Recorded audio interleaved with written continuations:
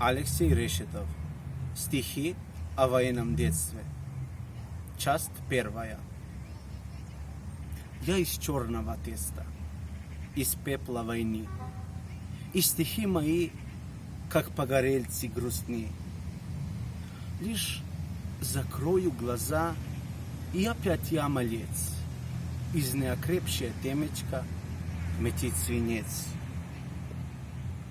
И несет почтальон на потертом ремне безотцовщину черную брату и мне. Часть вторая.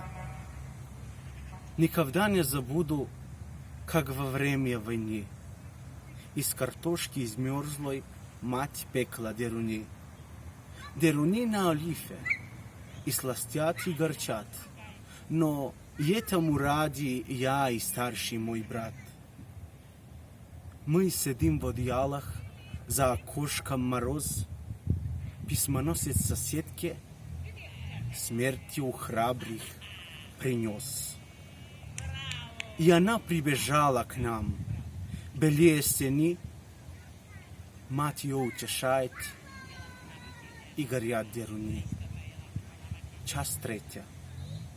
Война прошла война, но барабанным перепонкам казалась странной тишина, обманчивой, чрезмерной, полной.